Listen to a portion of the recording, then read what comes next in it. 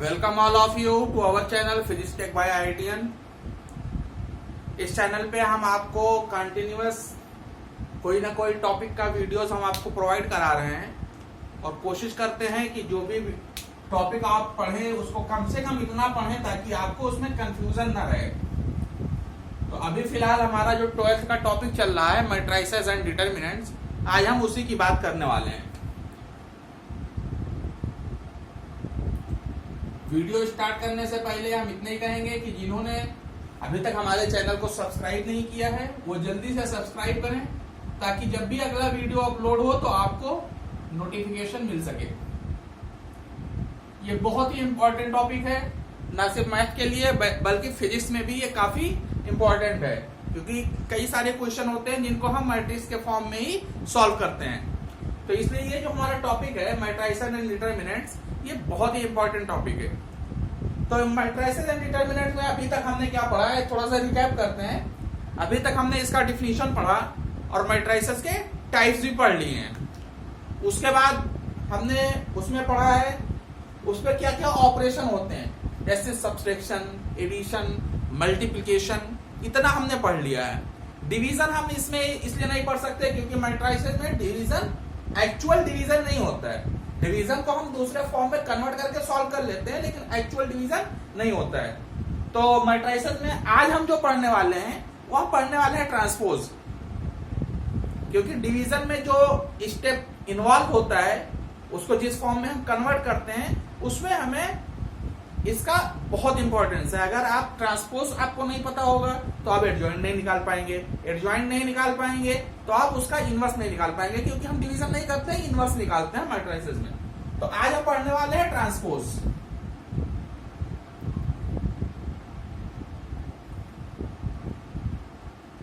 Transpose of matrix. तो आइए इसके डिफिनीशन से स्टार्ट करते हैं कि ट्रांसपोज होता क्या है। बहुत ही बेसिक सा कॉन्सेप्ट है। ट्रांसपोज कुछ नहीं होता। इसमें करना क्या है, आपको रो को कॉलम में चेंज कर देना है।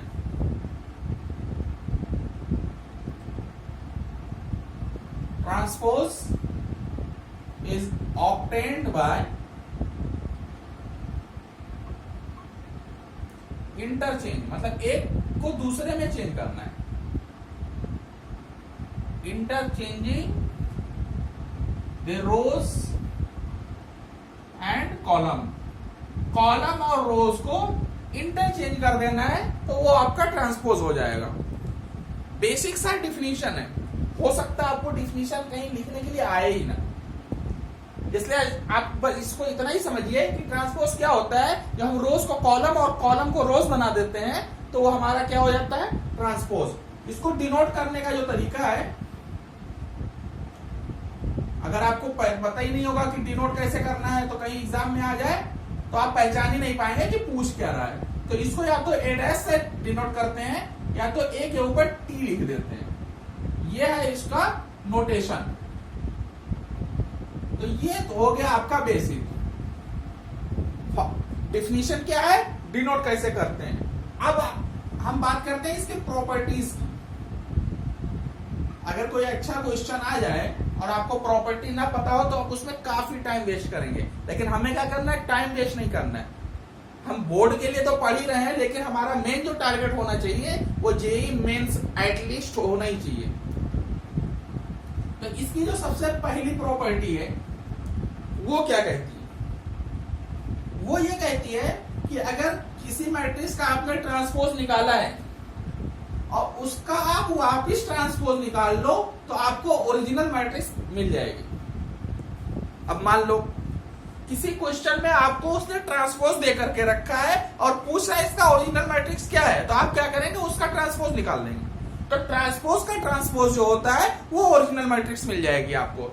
यहाँ पे ए क्या है, हमने मान लिया कि हमारे पास जो मैट्रिक्स है वो ए है।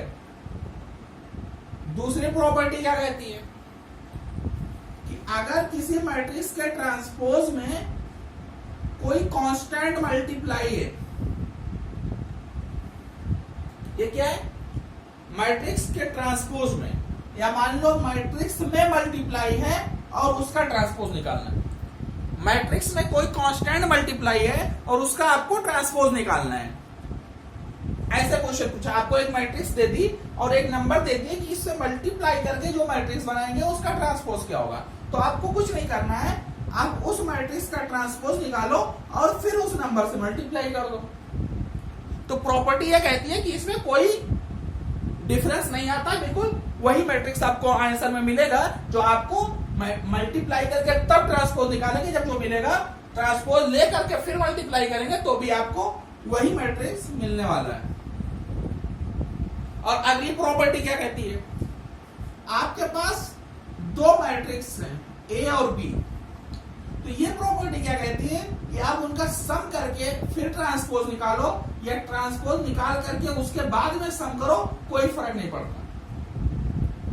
मतलब आपको दो मैट्रिक्स दी हुई है, बोल रहा है कि इन दोनों के सम का आपको ट्रांसपोज निकालना है, तो आप ये भी कर सकते हो कि पहले सम करो फिर ट्रांसपोज निकालो, या आप ये भी कर सकते हो कि दोनों का आप अलग अलग ट्रांसपोज निकालो फिर सम कर दो, आपके पास आंसर सेम आने वाला है।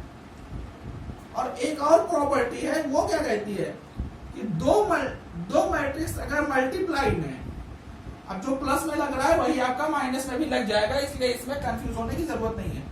दो मैट्रिक्स अगर मल्टीप्लीकेशन में और उनका ट्रांसपोज आपको निकालना है, तो या तो आप यही कर सकते हैं कि दोनों को मल्टीप्लाई करें फिर ट्रांसपोज निकालें, आप ये भी कर सकते हैं कि दोनों का अलग अलग ट्रांसपोज निकालें और मल्टीप्लाई करें, लेकिन यहां पे आपको उल्टा करना पड़ेगा। मतलब ए प्लस बी का जो ट्रांसपोज होगा वो B transpose into A transpose होगा।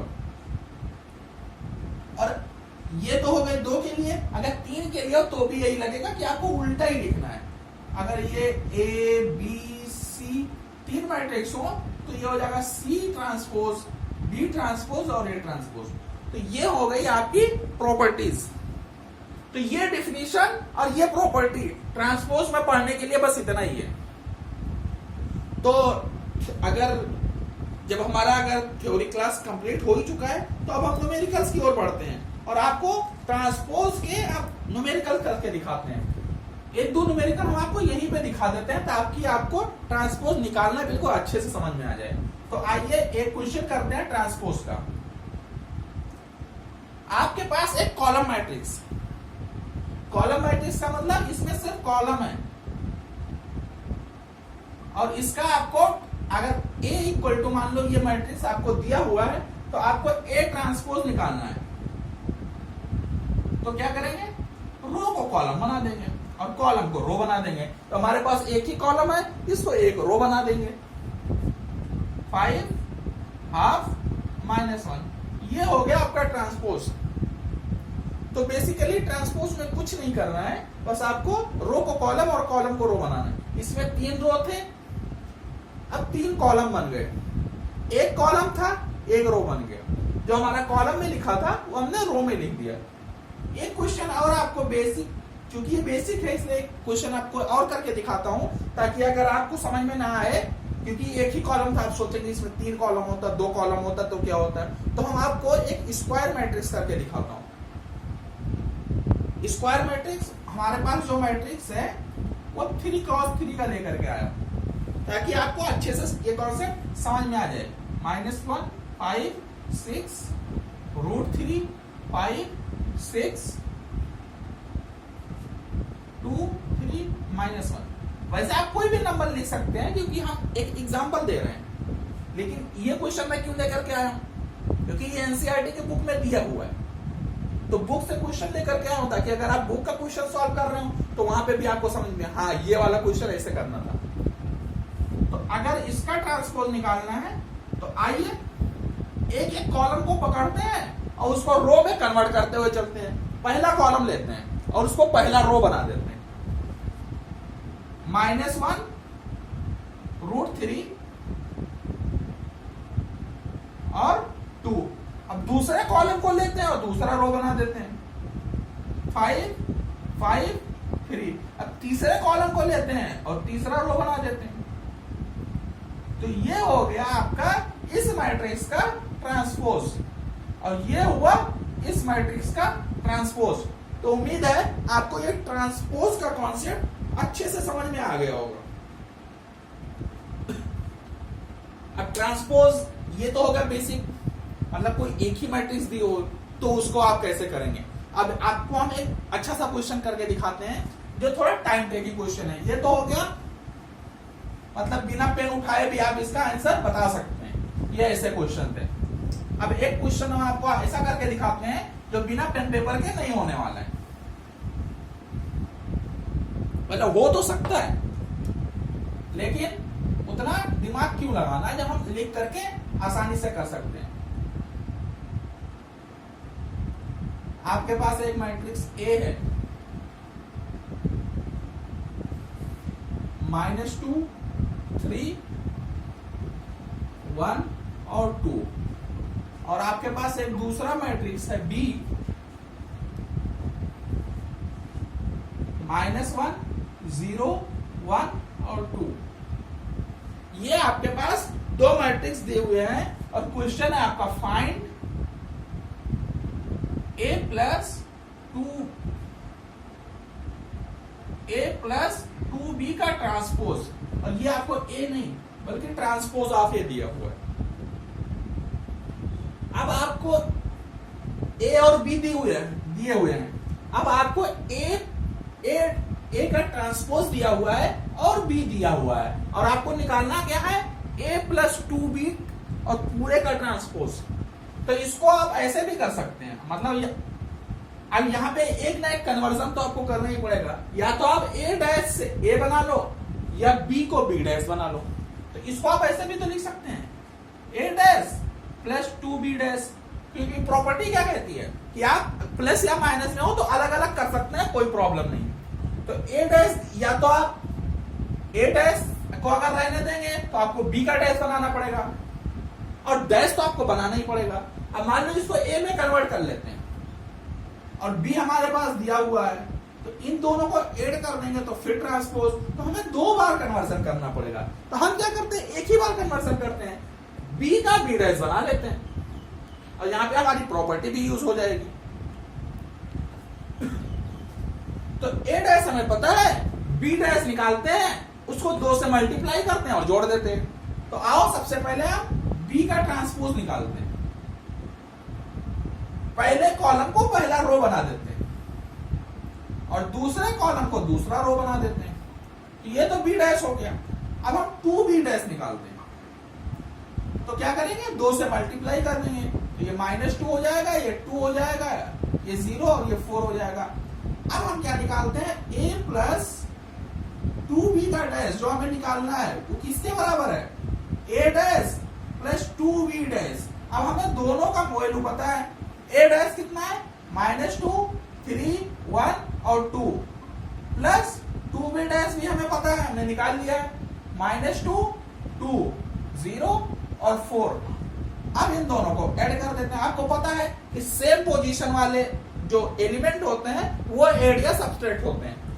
अब हमें क्या करना, ऐड करना है, तो -2 में -2 ऐड करेंगे, -4, 3 में 2 ऐड करेंगे, 5, 1 में 0 ऐड करेंगे, 1 और 2 में 4 ऐड करेंगे, 6। तो ये रहा आपका final answer, a plus 2b का ट्रांसपोज। तो ये रहा आपका बेसिक कॉन्सेप्ट। उम्मीद है आपको समझ में आ ही गया होगा, क्योंकि बहुत ही बेसिक सा क्वेश्चन था। ट्रांसपोज कोई बड़ा टॉपिक नहीं है, इसमें पढ़ने के लिए इतना ही है। तो हम अब आपको इतना समझा चुके हैं कि अगर आपको ट्रांसपोज का कोई भी क्वेश्चन मिले तो आप उसको आसानी से कर सकते हैं। इसमें बहुत अच्छे अच्छे क्वेश्चन बन जाते हैं, क्योंकि ट्रांसपोज है ही ऐसा टॉपिक।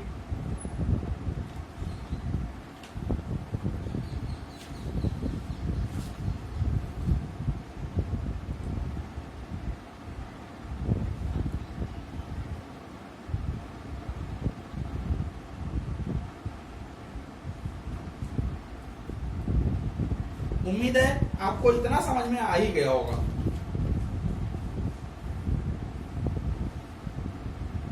और अब हम एक छोटा सा टॉपिक और लेते हैं, क्योंकि अब इतने पे आपका लेक्चर छोड़ देंगे तो अच्छी बात नहीं है। क्योंकि ट्रांसपोज में पढ़ने के लिए ज्यादा कुछ नहीं है, इसका मतलब ये थोड़ी है कि एक दिन में एक ही टॉपिक पढ़ा जाए। तो इसलिए हम आपको एक छोटा सा ट्रांसपोज से भी आसान,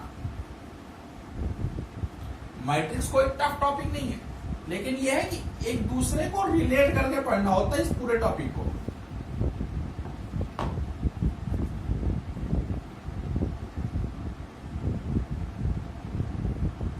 तो ट्रांसपोज अगर हमने समझ लिया है तो अब हम ट्रेस भी समझ लेते हैं। Trace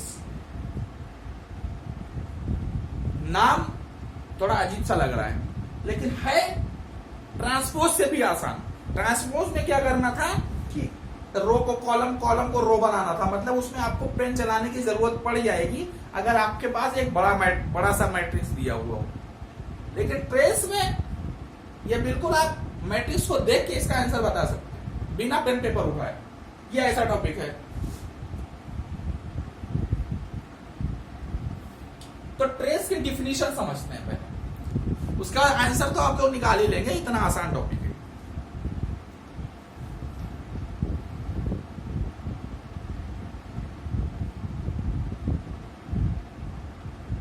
trace of A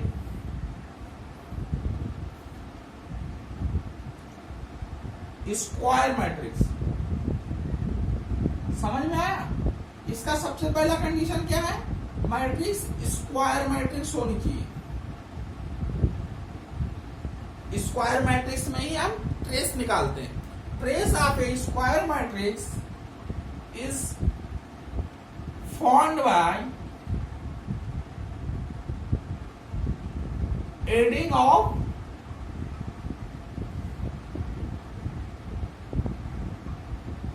diagonal elements. ये तो हो गई लैंग्वेज वाली बात। अब समझिए है क्या, डिफिनीशन पढ़ेंगे तो भी आपको समझ में आएगा कि trace of A square matrix formed by adding of diagonal elements. Matrix में जो भी डायगोनल एलिमेंट्स होते हैं, ये वाले, ऐसा मैंने आपको अपर और लोअर ट्रायंगुलर मैट्रिक्स में भी करके बताया था कि ये जो बीच वाले होते हैं डायगोनल्स हो गए, क्योंकि ये स्क्वायर मैट्रिक्स की बात कर रहे हैं। इनको सम कर देंगे। मान लो ये आपका मैट्रिक्स है,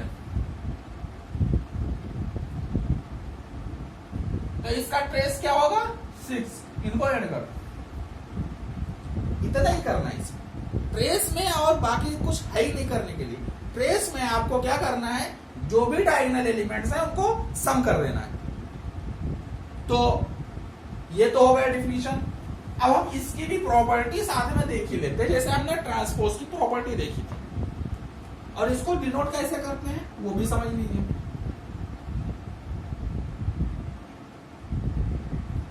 इसको ऐसे लिखते हैं, ट्रेस ऑफ ए, मतलब मैट्रिक्स ए का ट्रेस। अब टीआर लिखा है तो इसको ट्रांसपोज नहीं पढ़ना, क्योंकि ट्रांसपोज के डिनोट करने का तरीका क्या है, या तो डैश लिखेंगे या तो ऊपर टी लिखेंगे, लेकिन ट्रेस को आगे टीआर लिख देते हैं। तो ये ट्रेस का नोटेशन है। अब कुछ प्रॉपर्टी तो इसकी भी बिल्कुल वैसे ही है जैसे आपने ट्रांसपोज में देखा है। पहली प्रॉपर्टी क्या बोलती है, आपको ट्रांसपोज निकालना है एक ऐसे मैट्रिक्स का जिसमें एक एलिमेंट के मल्टीप्लाई है। तो आपको क्या करना है, के को बाहर निकाल लो और ए का ट्रांसपोज निकाल के फिर उस के को मल्टीप्लाई कर दो। मान लो आप पहले के को मल्टीप्लाई करने जाते, तो आप पूरे मैट्रिक्स में मल्टीप्लाई करते बैठते, क्योंकि आपको मैट्रिक्स बनानी है। या तो फिर आप दिमाग में इतना कर सके, इतना मल्टीप्लाई करेंगे तो ये आएगा, ये आएगा, ये आएगा। नहीं तो सबसे आसान क्या है, ट्रेस निकालो, मतलब डायगोनल एलिमेंट्स को ऐड करो, जो आए आंसर उसमें आप के से मल्टीप्लाई कर दो। तो कितना आसान हो गया प्रॉपर्टी पढ़ के। ऐसे ही दूसरी प्रॉपर्टी,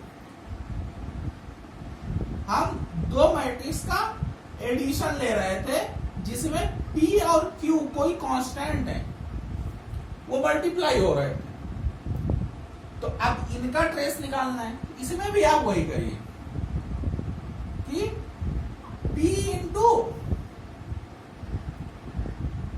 ए का ट्रेस निकालिए और पी से मल्टीप्लाई करिए और फिर बी का ट्रेस निकाल करके क्यू में मल्टीप्लाई करके जोड़ दी। तो ये जो प्रॉपर्टीज होती है ना, ये बहुत ही आसान होती है। मतलब प्रॉपर्टी की वजह से हम क्वेश्चन बड़ी आसानी से कर सकते हैं। और एक और प्रॉपर्टी, अब प्लस में ये लग रहा है तो माइनस में भी यही लगेगा। अब मल्टीप्लीकेशन में भी देख लेते हैं क्या होगा। अगर ए और बी मल्टीप्लाई करके आपको ट्रेस निकालना है, अब आप ए इंटू बी नहीं करना चाह रहे, अब मल्टीप्लाई है तो मल्टीप्लाई तो करना ही पड़ेगा। लेकिन अगर आप बी इंटू ए करते हैं तो वो भी ट्रेस जो आएगा वो सेम आएगा।